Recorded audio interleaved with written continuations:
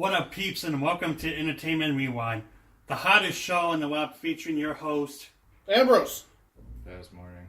And myself, and we are the Butt Naked Podcast. Hey, you can't use that. It's trademarked. On the Butt Naked Podcast, we talk about the latest, our personal favorites, and everything in between in gaming and the cinematic universe. Do it. I had one rehearsed. We're okay. Now I have to do this from the beginning now. Well, You know, I mean, you get can for throw a stealing. banter in there, that's fine. That's what you get for stealing mine. I had it all rehearsed and everything. We talk about the latest, our personal favorites, and everything in between in the gaming and cinematic universe. So buckle up because we have an epic show planned for you today. So, we're going to start off today with our icebreaker question of what celebrity would you want to go on a date with? This is going to be an interesting one. Fuzzy, what do you say? You know, when I was brainstorming this questions earlier this week, I didn't think about how cringy it's going to be. Yeah, this is going to be a cringy question, but I'm interested to see what we're going to say. So let's have some fun with this one. You know, but I am going to have to say it's between Halle Berry and also Kate Beckinsale as well. Though it's tough between those two choices. All right, Kate Beckinsale. I can get behind that. That's a good choice. She looks, she got a little older in some of her recent movies, obviously, but she's still pretty good looking. She's pretty. I never cared that much for Halle Berry, though. All right, but why? Why are you trying to go on a date with these women? Hey, they could be listening, and we want you to make an appeal. Like, why are they going to want to go on a date with you? Because the answer is they wouldn't. But if you do want to go on a date with me, my number is 616-965.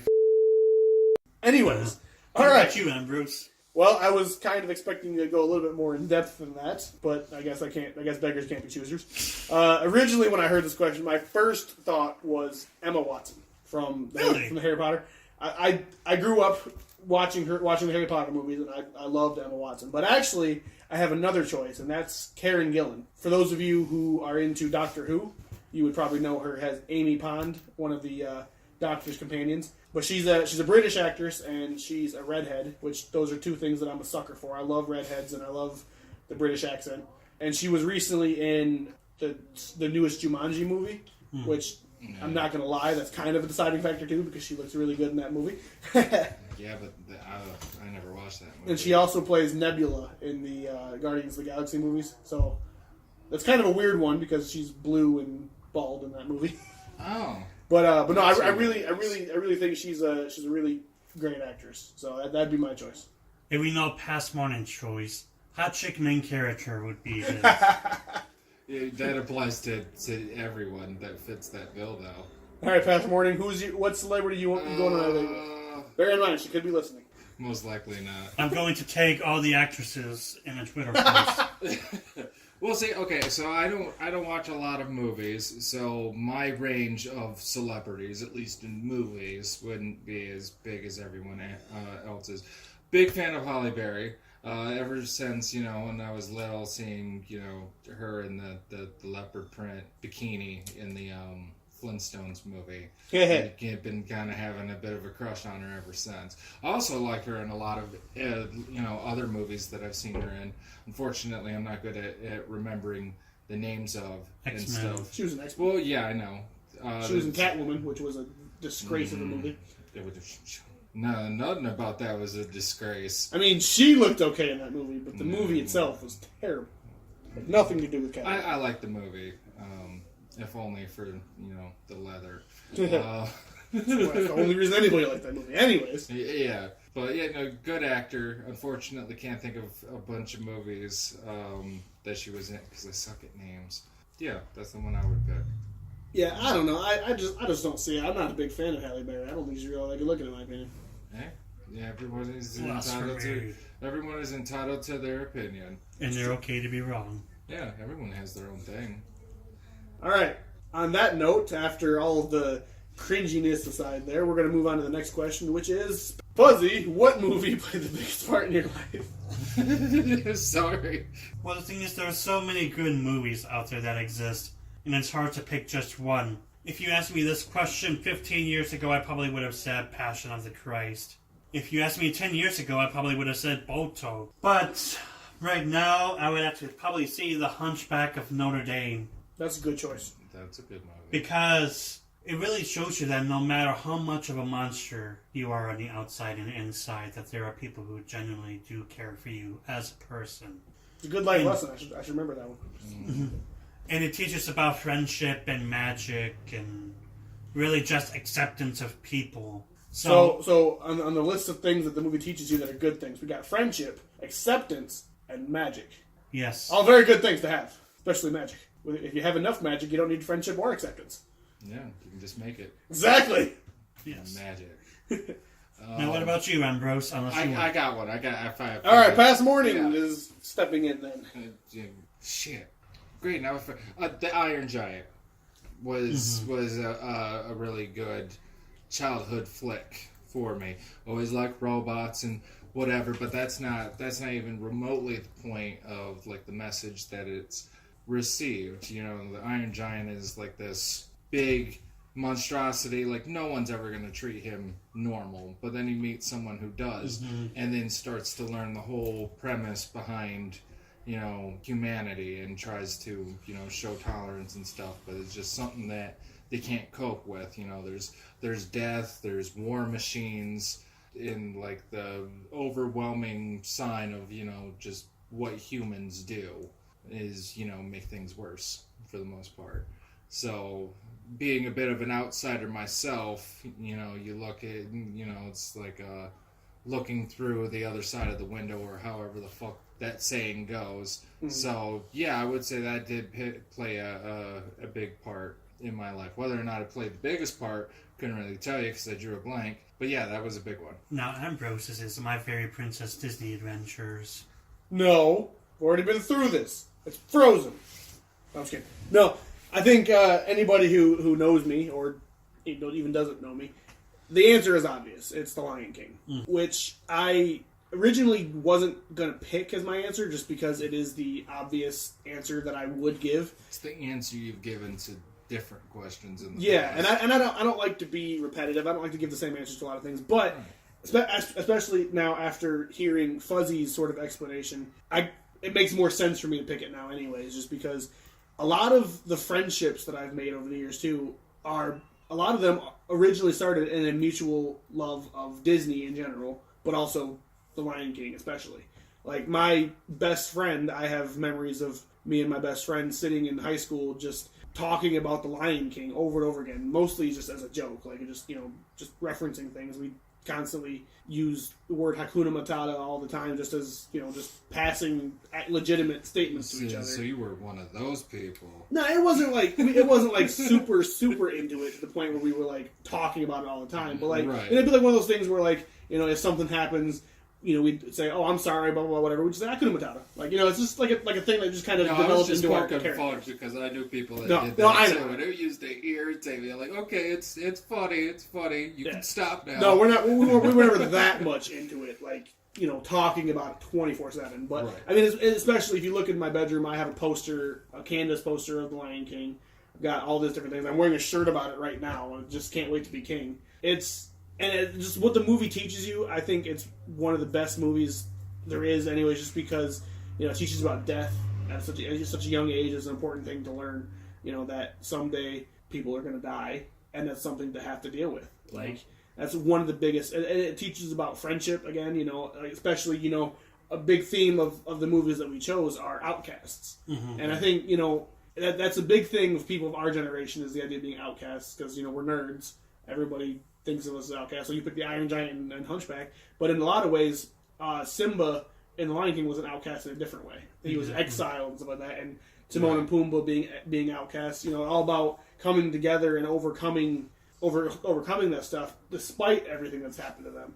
I think it's just a really good one, and it's really shaped a lot of how I view the world and how I view life. As much as I didn't originally want to pick that as my answer because it's the obvious one, I think it's the only obvious answer there is for me. Exactly. The other one I would have chosen would have been Toy Story, just because it's a movie I loved as a kid. I absolutely adored it growing up, too. Anyways, so we're going to transition to this point. We're going to talk about a movie that came out last year, I think.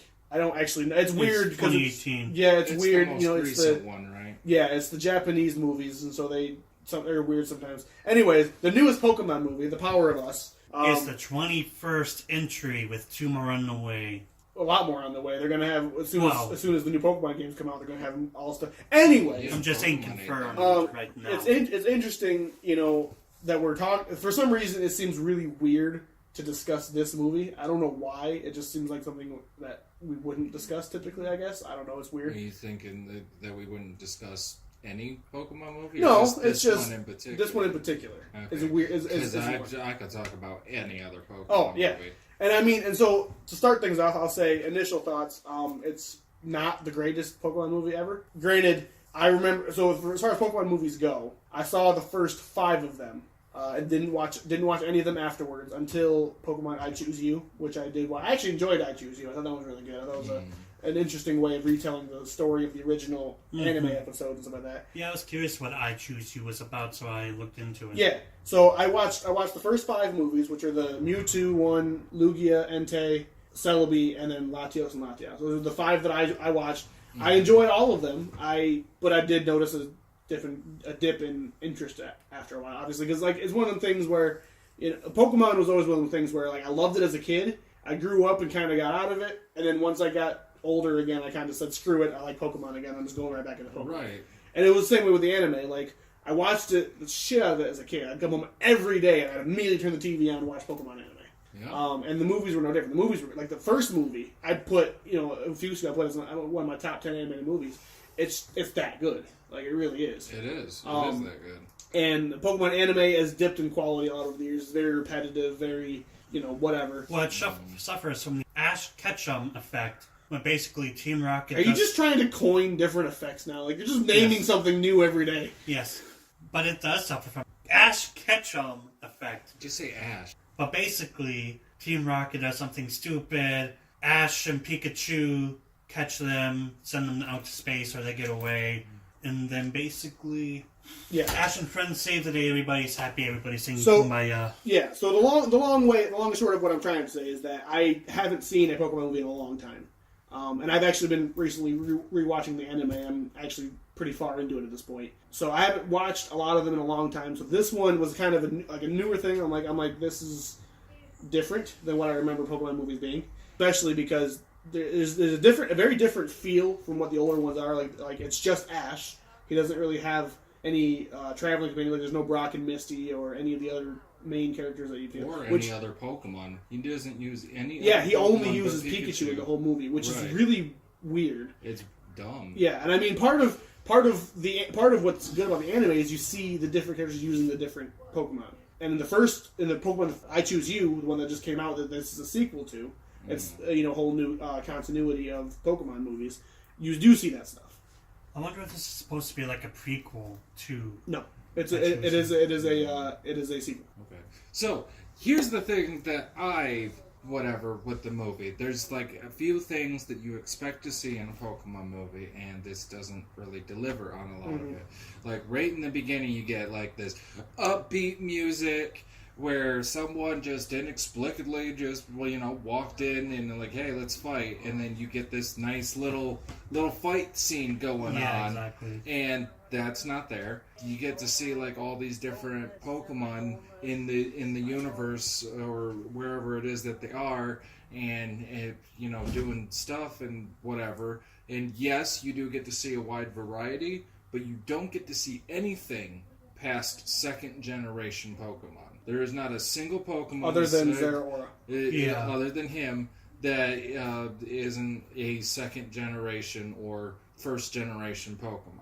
I mean, and I kind of didn't like that because they got 900 freaking options now. They got to be close to 1,000. I haven't checked in a while. 807. A lot. Yeah. Yeah, they got a butt ton of them, and that's all you got was the first 2 generations. Don't get me wrong; the first 2 generations are the big ones. Those are the best 2, arguably, for a lot of people. Right, and that's what got me into it. It just would have been nice if they kind of cut back a little bit, and at least they could have put 3rd, 4th generation on a tiny portion of the screen, way in the distance. Right, and it's also that they only showed 1st and 2nd generation, and it wasn't that many different ones either. Don't quote me on it, but it was 50 different Pokemon in the universe of 800 plus, and you only get to see maybe 50 different types. Right. Well, and that is something, you know, what's interesting about it is that this kind of is almost like a remake, very, very loosely using that word, of the second Pokemon movie, the Lugia one, and you very clearly see the ties of that movie. It's not a direct remake because the story is completely different. So in that regard, it almost makes sense that they did stick with just 1 and 2. But at the same time, the Pokemon I Choose You had 7th gen Pokemon, which was at that point the most recent Pokemon, because it had Incineroar as like a main character, Marshadow and all this stuff. So it's like, and actually that was one thing I thought was weird about Pokemon I Choose You, is that it was supposed to be Ash's first day on the journey, and he's seeing all the new Pokemon, and that threw me off. Like, wait, what? Hold up now. Yeah, because they're trying to, because as you get further into the whatever, they're talking about Pokemon that you never heard about before, that were always just there. Right. Like in the first anime, the first whatever, they say that there are only 150 or whatever the number was. I can't really remember. 150, yep. Right. Well, There's 101 if you count you, but right. But it was 150, and you can't, and no other ones have been found, and blah blah blah. And then you get later down, and it's like, yeah, we already knew about all these other Pokemon, and that was always a thing. Well, and it's established in the games too that make it make sense that the only reason why, like, for example, some Pokemon are native to the 2nd gen region because certain things happen to allow them to exist there and not other places, which is why they haven't been discovered yet. So then this one takes all that and it's like, well, now there's just and of course we're getting sidetracked because we're talking about I Choose You and not this one, but. No, you're talking about I know that's what I'm saying. But anyway, so yeah, this one I can definitely get a feel for what you're saying though. How it is weird that they only included Pokemon from the first 2 generations. Like at this point, 7th gen was established in the movies already because of I Choose You. It does seem weird to only have. And honestly, I didn't even realize that until you said it. As you said that, I'm literally thinking, I'm like, yes. was there any? And I couldn't remember any. I also only saw the movie once, and I wasn't really paying that much attention to it. Yeah, and that's another thing. It didn't really grab the viewer's attention. There was no epic battle. All there really was this Pokemon that you've never seen before throwing a temper tantrum for a minute, and Team Rocket possibly causing genocide on a large scale. But I mean, that's an everyday thing. Like yeah, and then the movie ends and they don't cover anything. I don't feel accomplished watching this movie. It definitely doesn't really. It doesn't feel like a Pokemon movie in some regards. No, like we said, we talked about how Ash only uses Pikachu and rarely actually battles. Like there's the whole thing at the beginning with the catching day or whatever, but you don't really see a big payoff from that. Right. And a lot of people that were in there just threw Pokeballs at the thing and boom, one-hitter quitter caught them. Right. And then so like and then like a lot of the characters, I thought there were too many characters too. Like, it was like a lot of like as I'm watching you obviously, like you said too, there's a lot of tropes that you expect in the Pokemon movie. Like you expect the villain of the Pokemon movie to be right there. That's him. Like every single one, you can say it's an anime thing too. Like the villains always look like villains. Like everything you can immediately pick someone out, and like it's the same thing with like Final Fantasy games, all that kind of stuff. Like that guy's the villain. He looks like a villain. I don't care what you say. So like, and this one, so like I'm watching the movie and I'm like, I wonder which of these guys is going to be the villain, because you know there's going to be a villain. One of these guys is going to be the bad guy, and you get kind of like clues that maybe one of them is a villain, maybe one of them, and like it doesn't really feel like there's a big anything really on the line. Like, there's the fact that the town is covered in smoke and people are dying, but it doesn't really feel like a big enough sort of thing going on to really have any kind of danger going on. Like, right, because you got these movies beforehand. Like even if you go all the way, like sure, some are better than others, but even if you compare this newest one to the oldest one, that one don't compare at all to even the first Pokemon movie. There was conflict, there was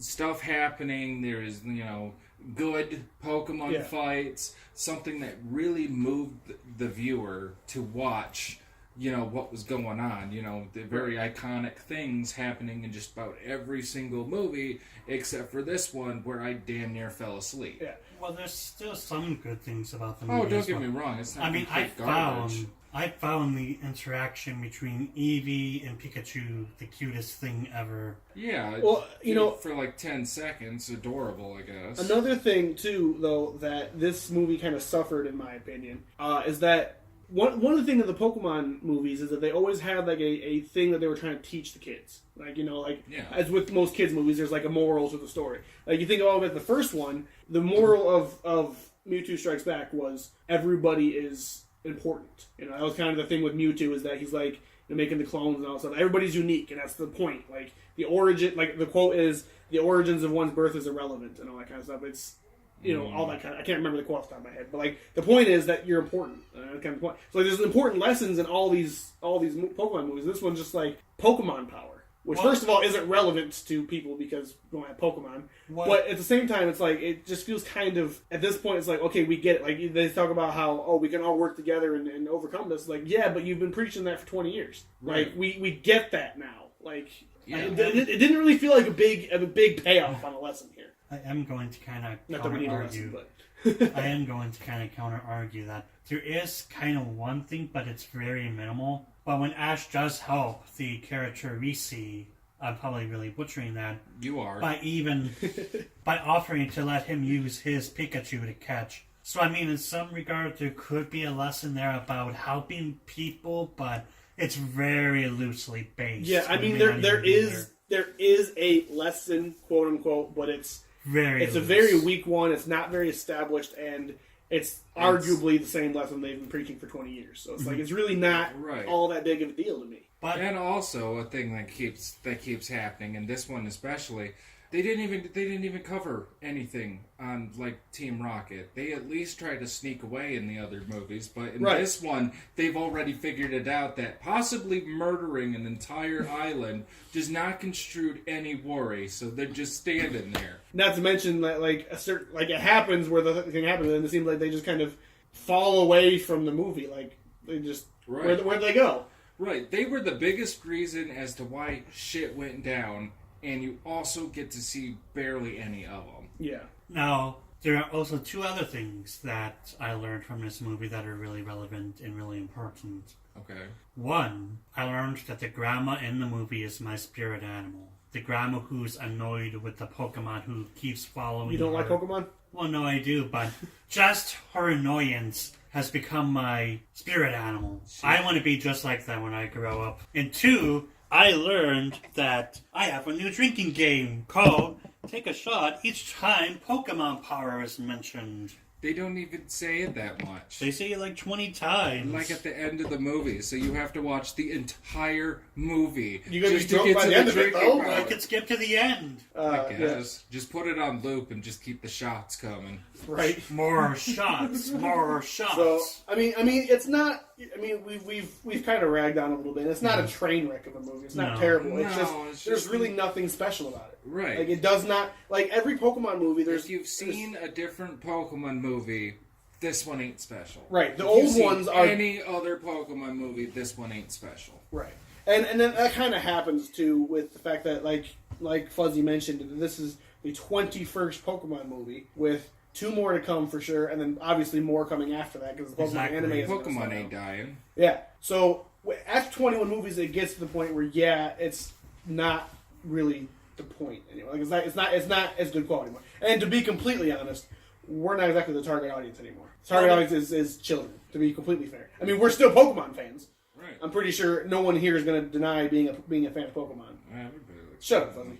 Put your hand down over there. I'm going to kick you out of your own house. You like Pokemon, everybody knows it. So, the point standing, though, that this movie just doesn't feel special enough to really be considered a Pokemon movie. Right. Just to be completely honest. Like, there's like... It almost feels a bit like a cash grab, kind of. A little bit, yeah. Like, yeah. It does. Like, they kind of slapped it together with whatever and just... Yeah.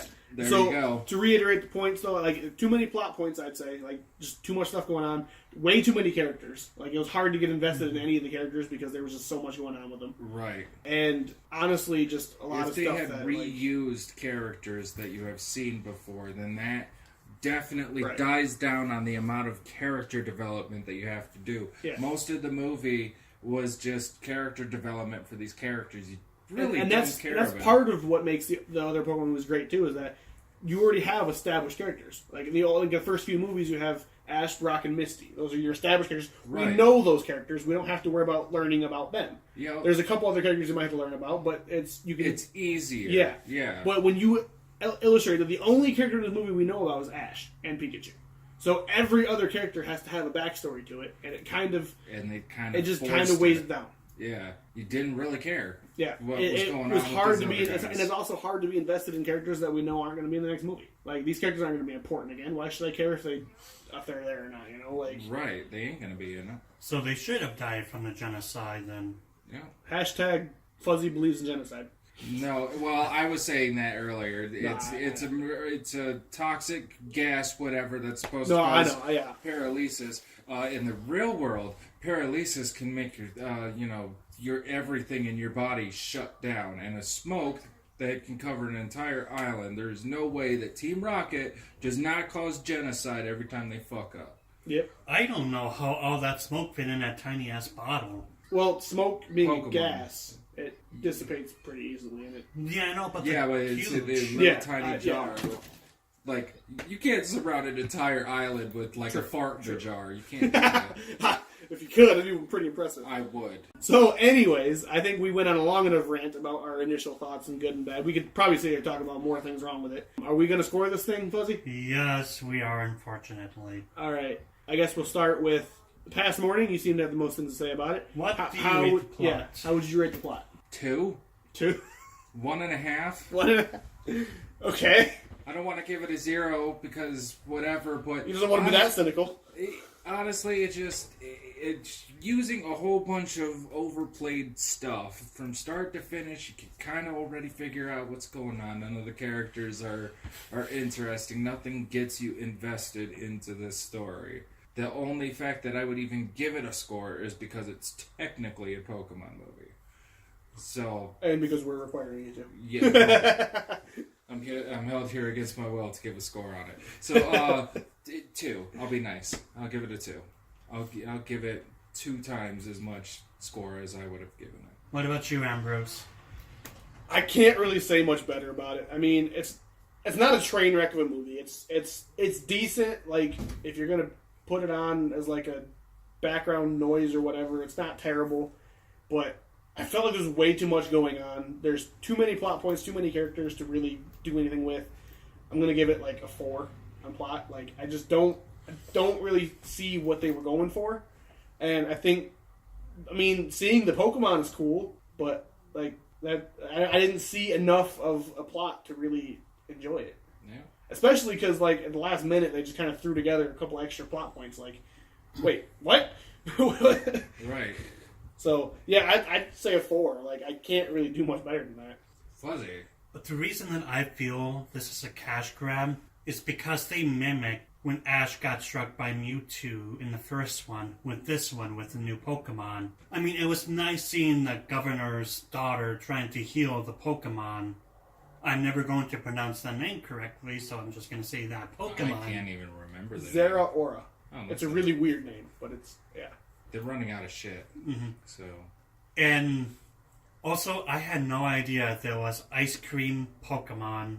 So that kind of really shocked actually, me. that the scoop of ice cream with the Pokemon face on it, that is the only time you get to see a Pokemon outside of the first 2 generations. And it's not even really the Pokemon. No, it's just ice cream. Right. Or it could have been the Pokemon. I don't know.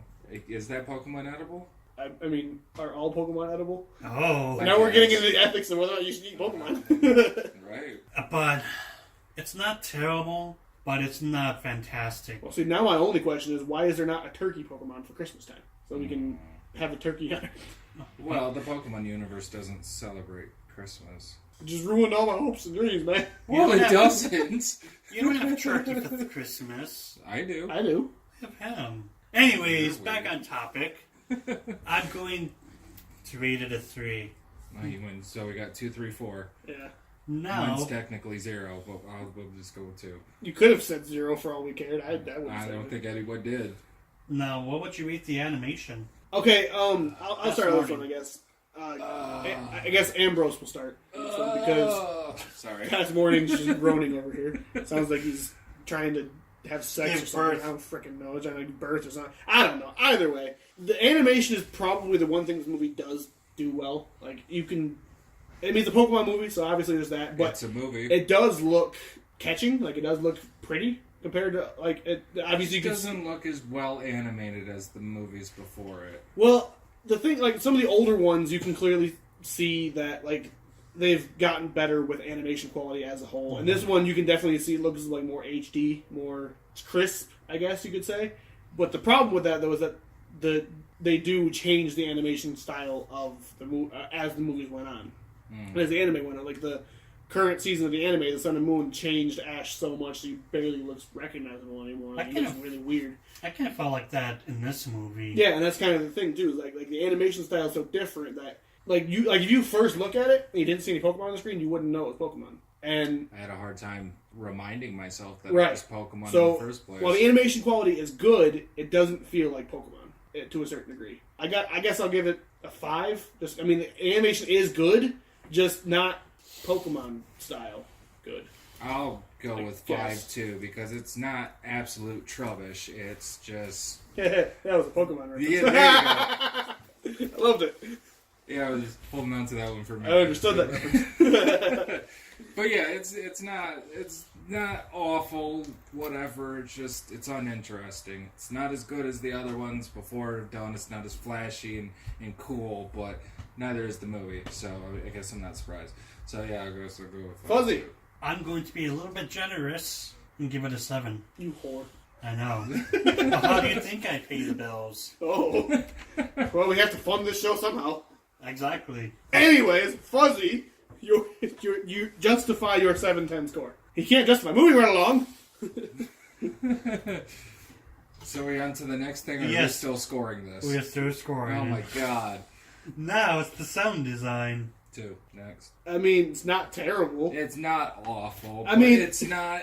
The movie is so unrememorable. It I really watched is. it like 2 days ago, and I barely remember anything. He forgot we about were it. talking about it today. No, I remembered. I was just trying to forget. Yeah, I mean, it's not. I mean, I guess just to me, like the average score is just 5 out of 10. Like, just because that's like what you give it. If it's not great, not terrible. So I'm just gonna stick with 5 out of 10. It's. You're right. It's very unmemorable. Right. So Yes. in that regard, like I don't. It's hard to rate it because I don't remember it. Yeah. And I So watched it. I'll give it 5 out of 10. It's not great, it's not terrible. So 5. Now, rewatchability. PasMorning. he died. Rewatchability 0. I really don't want to watch the movie again. It wasn't On a scale of interesting. 1 to 10, I rate it no. Yeah, right.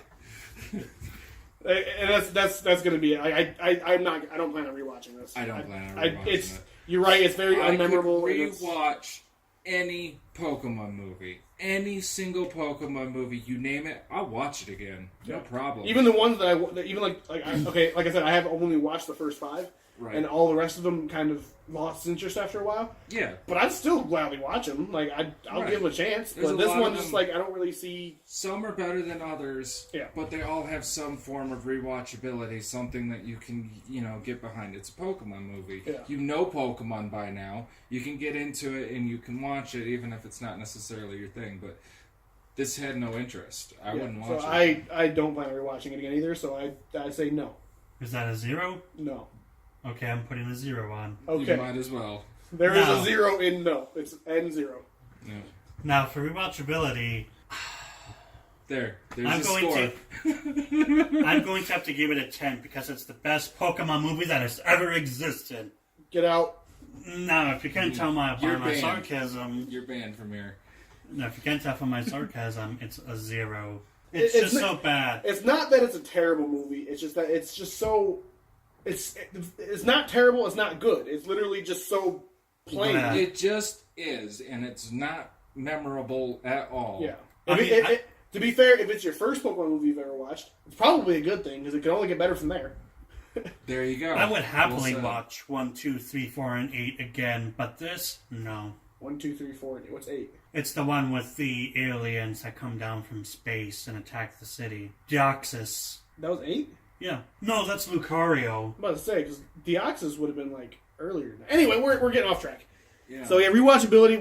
We don't think it's all that great. It's very unmemorable. I wouldn't. Nah.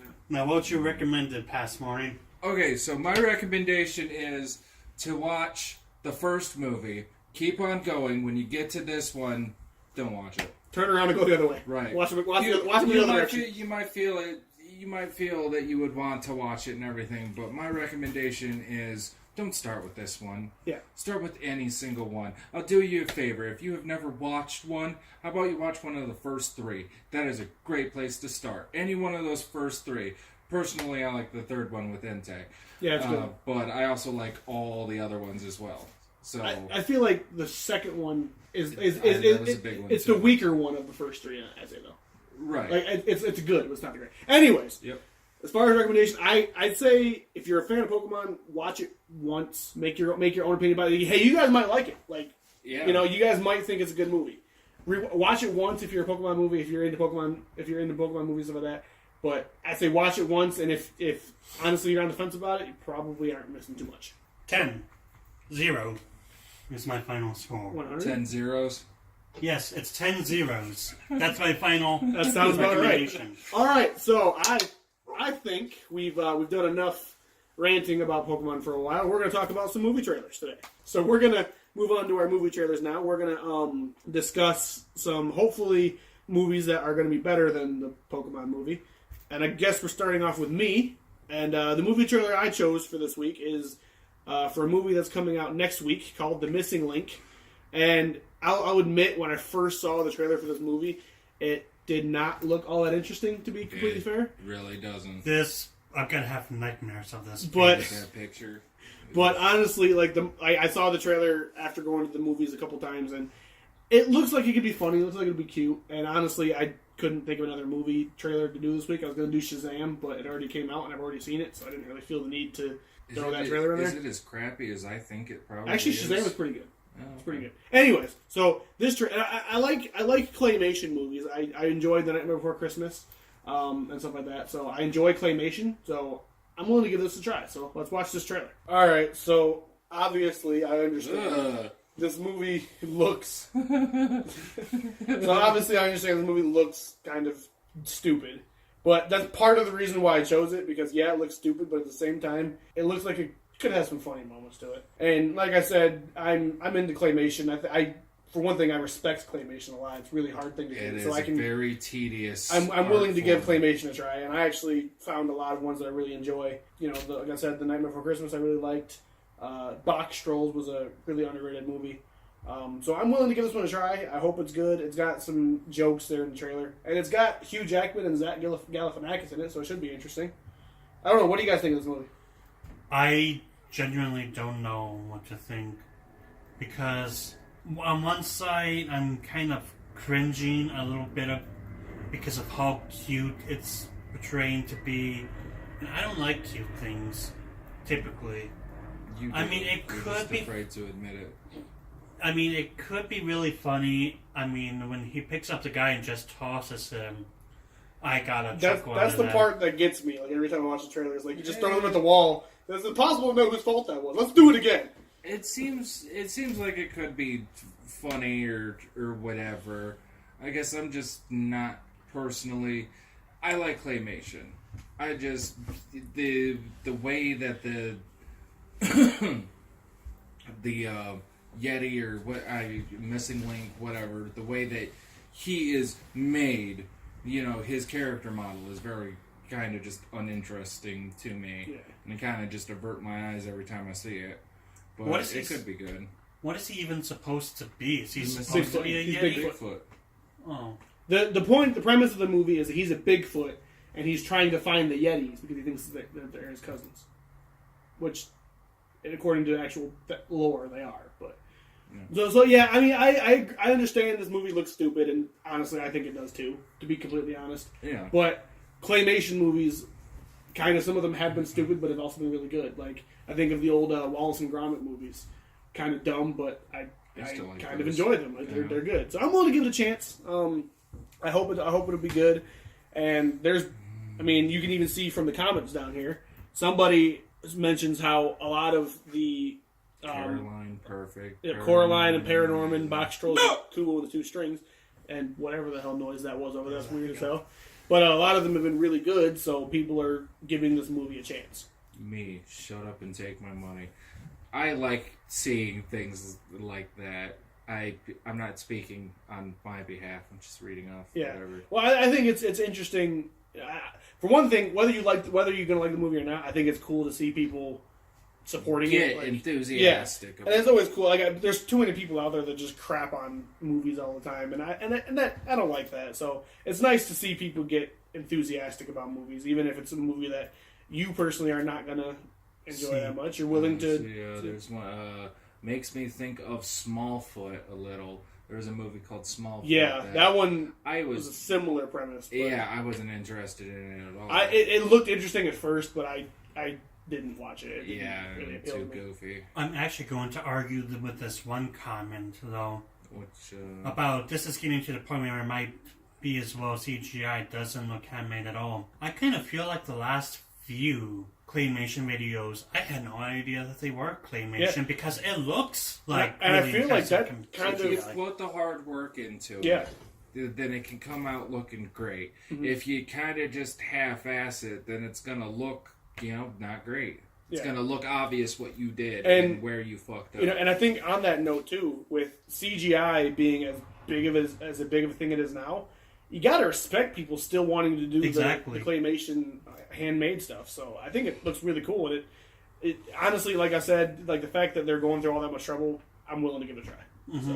So yeah, whether it's gonna be good or not, I can't say. It comes out next week. I'll probably go check it out. So we'll figure it out if it's gonna be any good. On that note, let's go to the next trailer, which I believe is Fuzzy's trailer.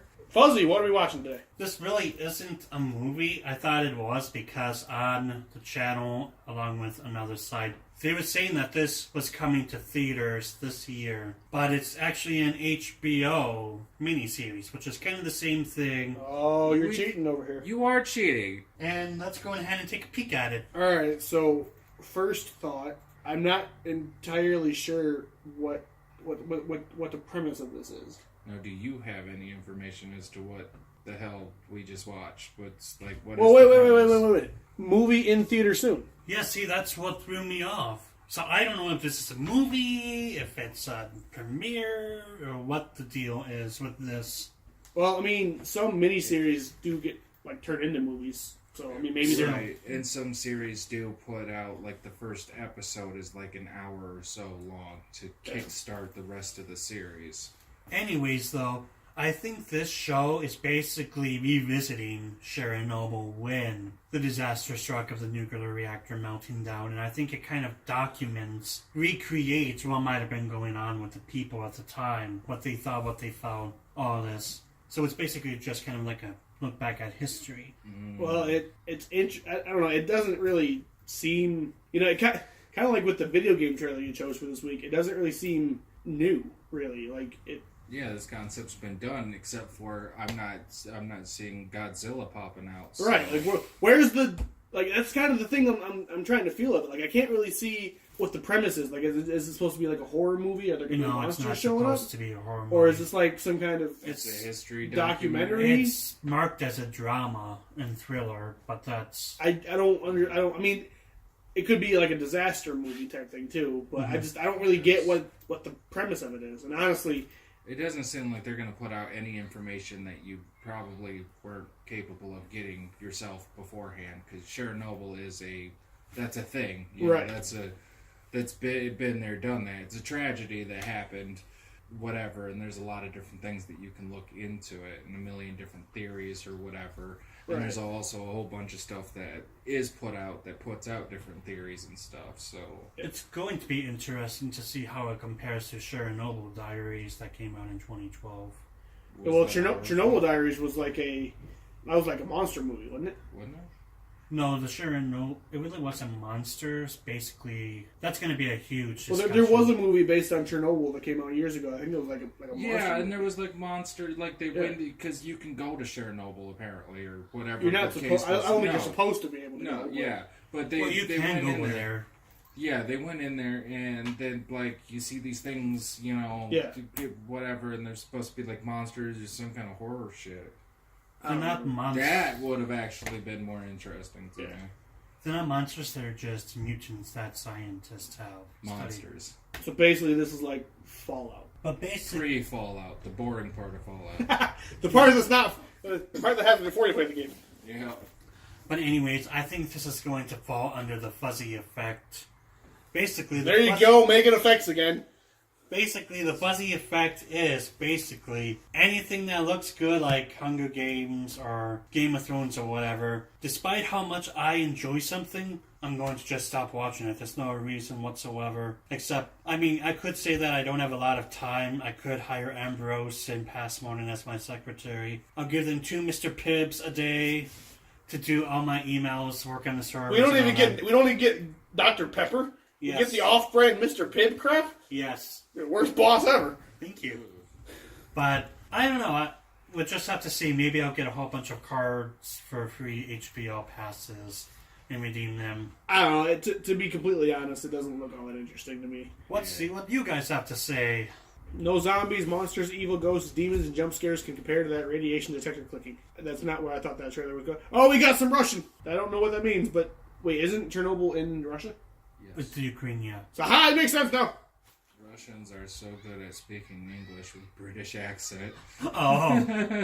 It's true. It's true. Do not touch him. Proceeds to hug the shit out of him. Hold up. Go back to that. I want to figure out how the hell they did that quotation marks at the bottom of the thing there. How did they do that? That's character that you can This use. is witchcraft. Take some red axe and you'll be fine. Oh. It's true. That's It's true. the Fallout thing. Now let's see what some Russian comments say just for the shits and giggles of it.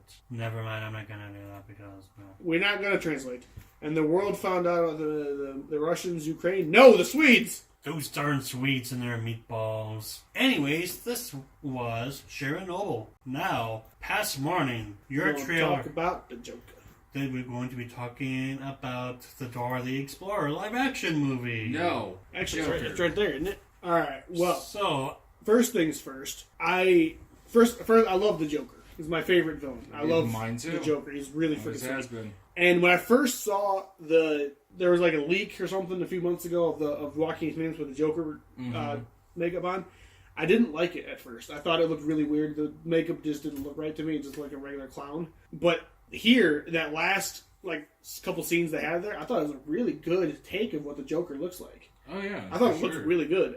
And I like that this movie it's weird because it's not like how the Joker like there are, like you said, there are some iterations of the Joker that are, more psychological trauma type thing to him. Right. And Everybody this movie knows the vat of acid, but Yeah. it looks like in this one it's more a mental trauma. Right. Rather than, chemical or whatever. And I like that they're doing that. They're kind of almost making it out to be like a sympathetic character. Instead of just like mass murder, crazy dude that, whatever. Mm-hmm. Like, the dude gets his ass beat a couple times, which really this movie shows people are assholes. Like, people are just steal his sign and smack him in the face with it, and then just beat him up on a train because he's laughing. Like, people are assholes. Like, no wonder Joker goes crazy and kills people. Like, come on now. Well, that just brings the premise: if you treat someone like something, they're bound to actually act like it. Yeah, I mean, if you it's treat him like a crazy person, well, boom, there's the Joker. right. I kind of don't like this, really. I don't know how I feel necessarily Because about the movie. That's but not my Joker.